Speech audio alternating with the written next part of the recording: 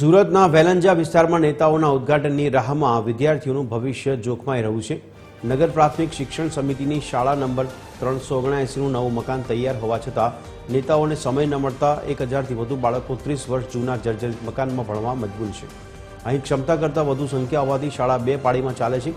ધોરણ 1 થી 5માં 639 અને 6 થી 8માં 397 વિદ્યાર્થીઓ જગ્યાના અભાવે 2 પાળીમાં ભણવા મજબૂર થયા છે।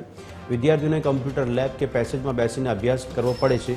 3 વાર ઉદ્ઘાટનની તારીખો પડવા છતાં હજુ સુધી નવી શાળાના દ્વાર ખુલ્યા નથી।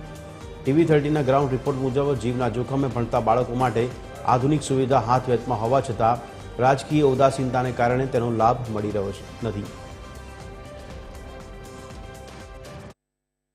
कोईपण सरकारी कचेरी अथवा तो रूमों ओपनिंग नेताओना हाथे थतुं होय छे। त्यारे सूरतमां वेलंजा विस्तारमां आवेली सरकारी शाळा जे छे ते नेताओनी राह जोई रही छे तेवी ज प्रकारनी घटना बनी छे। कारण के वेलंजा प्राथमिक शाळा जे शाळा क्रमांक 379 छे जे सोलंकीवासमां आवी छे त्यां हजू पण बाळको जूनी शाळामां भणवा माटे मजबूर बन्या छे। कारण एटलुं ज छे के नवी शाळा बनी चूकी छे परंतु नेताओने क्यांय ने क्यांय आ शाळानुं उद्घाटन करवा माटे समय नथी।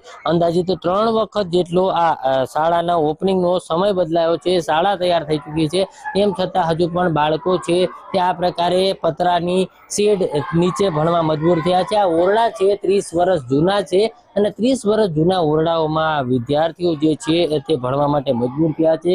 ખાસ કરીને કહી શકાય કે જોખમ રહેતું હોય છે કારણ કે આ બિલ્ડિંગ જે છે તે ક્યાંય ને ક્યાંય જર્જર હોય છે અને તેના જ કારણે વિદ્યાર્થીઓ જે છે તેમાં ક્યાંય ને ક્યાંય ખતરાનો નિશા કહી શકાય કે ખતરો ટોળાતો હોય તે પ્રકારનો અત્યારે ઘાટ જોવા મળી રહ્યો છે। અત્યારે જોઈ શકાય છે આ પ્રકારે પતરાની નીચે તમામ બાળકો ભણી રહ્યા છે।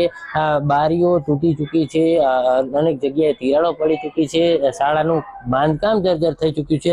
તેમ છતાં હજુ પણ નવી શાળા જે છે તેમાં બાળકોને નથી લઈ જવાઈ રહ્યા। કારણ કે જે પ્રકારે આ દરવાજાનું ચોકઠું જોઈ શકાય છે આખું, તેમજ આ બિલ્ડિંગની અંદરનો ભાગ જોઈ શકાય છે ખૂબ જ જર્જરિત થઈ ચૂક્યું છે।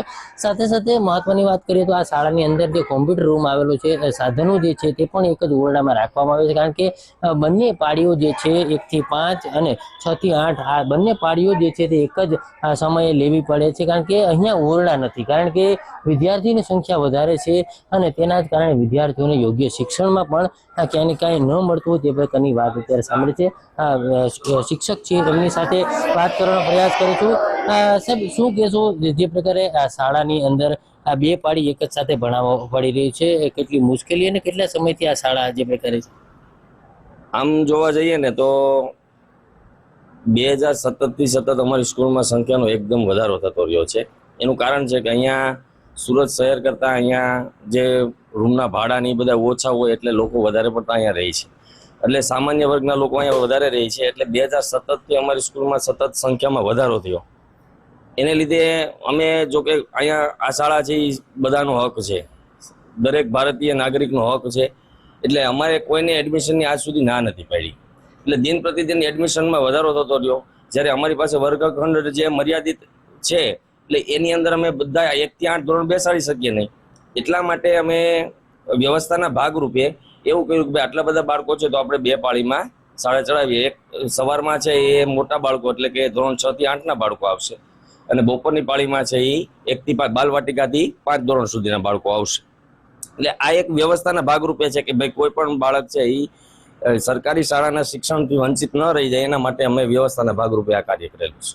વ્યવસ્થા ખૂબ જ સારી છે।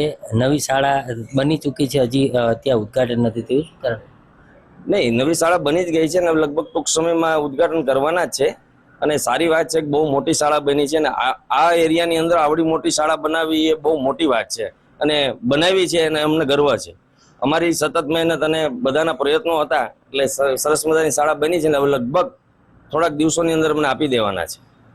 બિલકુલ જે પ્રકારે અહીંયા જે પ્રકારે શાળાની અંદર જે વિદ્યાર્થીઓની સંખ્યા છે તે સંખ્યાને મેનેજમેન્ટ કરવા માટે શાળા તરફથી જે અલગ અલગ પાળીઓ બનાવવામાં આવી છે, અલગ અલગ પાળીઓમાં વિદ્યાર્થીઓનો અભ્યાસ કરવામાં આવી રહ્યો છે। પરંતુ મહત્વની વાત એ છે કે ઓરડાઓ ઓછા હોવાથી જે કોમ્પ્યુટર રૂમ છે કે જ્યાં બાળકોને કોમ્પ્યુટરનો અભ્યાસ કરવામાં આવતો છે ત્યાં પણ બાળકોને ભણાવવા પડે છે, નીચે બેસાડીને ભણાવવા પડે। સાથે સામાન તમામ જે છે તે પણ ઓરડાઓની અંદર છે। એટલે એકંદરે કહી શકાય કે આ વિસ્તારમાં જે સંખ્યાઓ વધી છે પરંતુ ઓરડા ખૂટ્યા છે। ત્યારે હાલ જે પ્રકારે નવી શાળા જે છે તે નેતાઓની રાહ જોઈ રહી છે। હવે ક્યારે નેતા આવે અને ક્યારે આ નવી શાળાનું શાળાનું ઉદ્ઘાટન કરે અને ક્યારે આ બાળકોને તેમની શાળા છે તે મળે તે હવે આવનારો સમય જ બતાવશે.